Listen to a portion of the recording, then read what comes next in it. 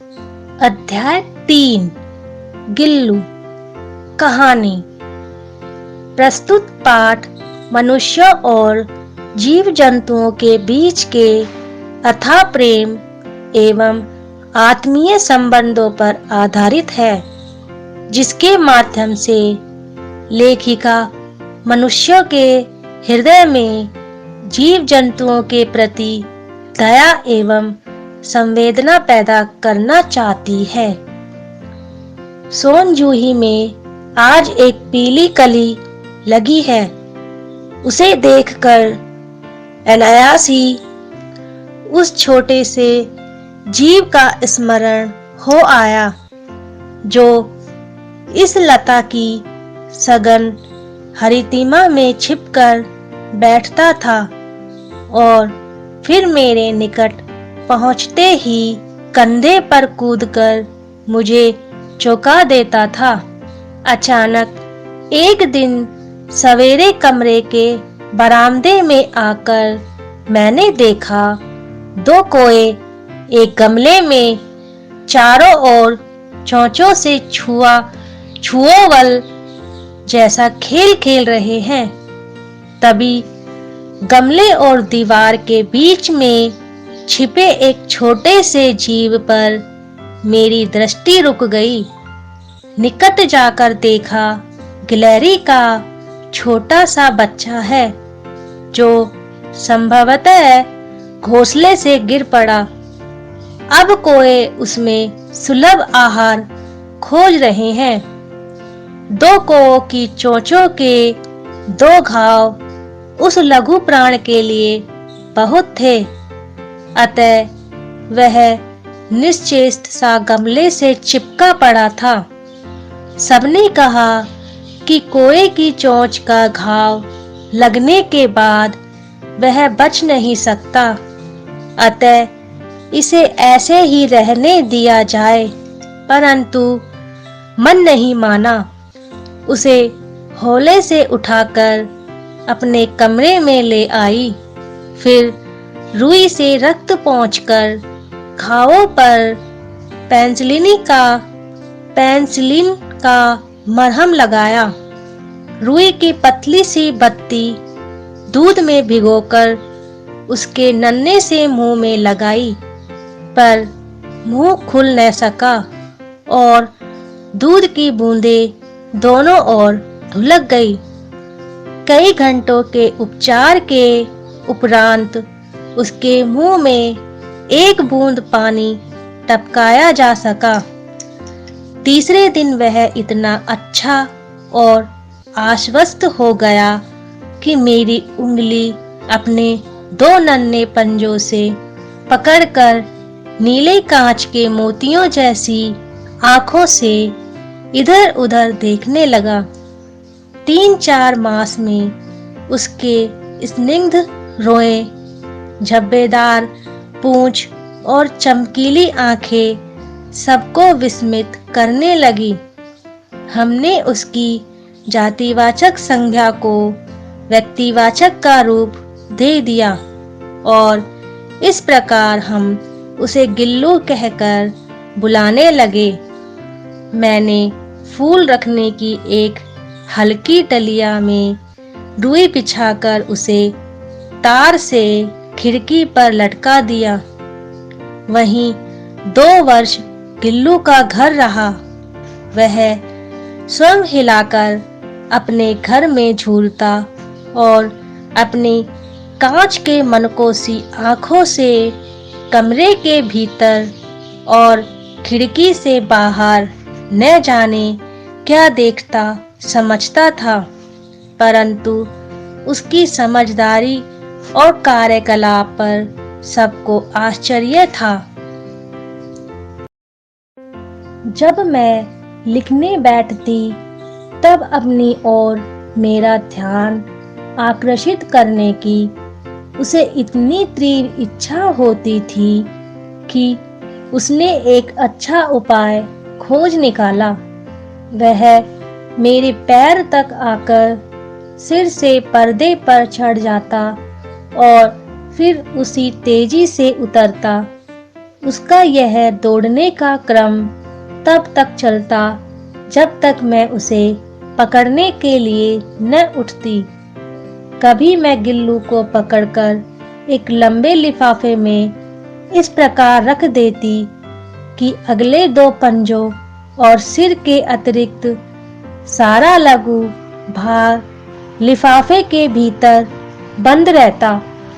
इस अद्भुत स्थिति में कभी-कभी घंटों मेज पर दीवार के सहारे खड़ा रहकर वह अपनी चमकीली आंखों से मेरा कार्यकलाप देखा करता। भूख लगने पर चिक-चिक करके मानो वह मुझे सूचना देता और काजू या बिस्कुट मिल जाने पर उसी स्थिति में लिफाफे से बाहर वाले पंजों से पकड़कर उसे कुतरता रहता। फिर गिल्लू के जीवन का प्रथम बसंत आया। नीम चमेली की गंध मेरे कमरे में हौले-हौले आने लगी। बाहर की गिलहरियां खिड़की की जाली के पास आकर चिक-चिक करके न जाने क्या कहने लगी। गिल्लू को जाली के पास बैठकर अपनेपन से बाहर झांकते देखकर मुझे लगा कि इसे मुक्त करना आवश्यक है। मैंने कीले निकालकर जाली का एक कोना खोल दिया और इस मार्ग से गिल्लू ने बाहर जाने पर सचमुच ही मुक्ति की सांस ली। इतने छोटे जीव को घर में पले कुत्ते बिल्लियों से बचाना भी एक समस्या ही थी। आवश्यक कागज पत्रों के कारण मेरे बाहर जाने पर कमरा बंद ही रहता है। मेरे कॉलेज से लौटने पर जैसे ही कमरा खोला गया और मैंने भीतर पैर रखा, वैसे ही गिल्लू जाली के द्वार से भीतर आकर मेरे पैर से सिर और सिर से पैर तक दौड़ लगाने लगा। तब से यह नित्य का क्रम हो गया।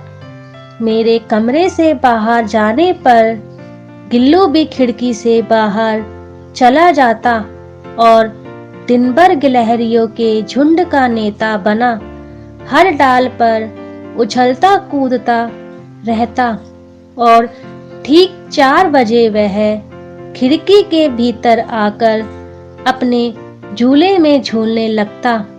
मुझे चौंकाने की इच्छा उसमें न जाने कब और कैसे उत्पन्न हो गई थी। कभी फूलदान के फूलों में छिप जाता, कभी पर्दे की चुन्नर में और कभी सोनजूही की पत्तियों में। मेरे पास बहुत पशु पक्षी हैं और उनका मुझसे लगाव भी कम नहीं है, परंतु उनमें से किसी को मेरे साथ थाली में खाने की हिम्मत हुई हो, ऐसा स्मरण नहीं आता। गिल्लू इनमें अपवाद था। मैं जैसे ही खाने के कमरे में पहुंचती, वह खिड़की से निकलकर आंगन की दीवार बरामदा पार करके मेज पर पहुंच जाता और मेरी थाली में बैठ जाना चाहता। बड़ी कठिनाई से मैंने उसे थाली के पास बैठना सिखाया, जहां बैठकर वह मेरी थाली में से एक-एक चावल उठाकर बड़ी सफाई से खाता रहता। काजू उसका प्रिय खाद्य था और कई दिन काजू न मिलने पर वह खाने की अन्य चीजें या तो लेना बंद कर देता था या झूले के नीचे फेंक देता था।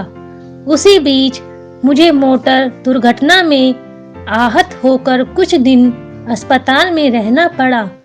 उन दिनों जब मेरे कमरे का दरवाजा खोला जाता, गिल्लू अपने झूले से उतरकर दौड़ता और फिर किसी दूसरे को देखकर उसी तेजी से अपने झूले में जा बैठता। सब उसे काजू दे जाते परंतु अस्पताल से लौटकर जब मैंने उसके झूले की सफाई की तो उसमें काजू भरे मिले, जिससे ज्ञात हुआ कि वह उन दिनों अपना प्रिय खाद्य कम खाता रहा। मेरी अस्वस्थता में वह तकिए के सिरहाने बैठकर अपने नन्हे नन्हे पंजों से मेरे सिर और बालों को इतने होले होले सहलाता रहता कि उसका हटना एक परिचारिका के हटने के समान लगता। गर्मियों में जब मैं दोपहर में काम करती रहती तो गिल्लू न बाहर आता न अपने झूले में बैठता। उसने मेरे निकट रहने के साथ गर्मी से बचने का एक सर्वथा नया उपाय खोज निकाला था। वह मेरे पास रखी सुराही पर लेट जाता और इस प्रकार समीप भी रहता और ठंडक में भी रहता। गिलहरियों के जीवन की अवधि 2 वर्ष से अधिक नहीं होती, अतः गिल्लू की जीवन यात्रा का अंत आ ही गया। दिन भर उसने न कुछ खाया और न बाहर गया। रात में अंत की यातना में भी वह अपने झूले से उतरकर मेरे बिस्तर पर आया और ठंडे पंजों से मेरी वही उंगली पकड़कर हाथ से चिपक गया जिसे उसने अपने बचपन की मरणासन स्थिति में पकड़ा था। पंजे इतने ठंडे हो रहे थे कि मैंने जागकर हीटर जलाया और उसे उष्णता देने का प्रयत्न किया, परंतु प्रभात की प्रथम किरण के स्पर्श के साथ ही वह किसी और जीवन में जागने के लिए सो गया।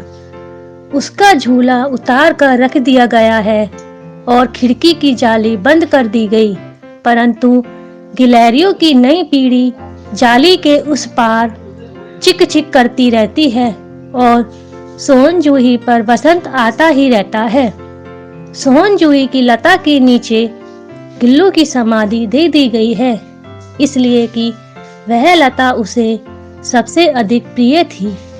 शब्दार्थ: सघन, घनी गहरी, अनायास, बिना वजह के, आहार, भोजन, मरणासन, मृत्यु के समीप, यातना, कष्ट, हरितिमा, हरियाली, उपचार, इलाज, स्निग्ध, चीखने, प्रभात, सवेरा, परिचारिका, सेविका। लेखिका परिचय: लेखिका महादेवी वर्मा का जन्म 26 मार्च 1907 को फर्रुखाबाद, उत्तर प्रदेश में हुआ। इन्होंने एक सुप्रसिद्ध साहित्यकार एवं गद्य कवित्री के रूप में अपनी पहचान बनाई। इन्होंने जबलपुर, मध्य प्रदेश में शिक्षा ग्रहण की। सन 1982 में यामा और दीप शिखा के लिए इन्हें ज्ञानपीठ पुरस्कार प्राप्त हुआ एवं सन 1956 में इन्हें पद्म भूषण से सम्मानित किया गया। 11 सितंबर 1987 को इस महान कवित्री का निधन हो गया।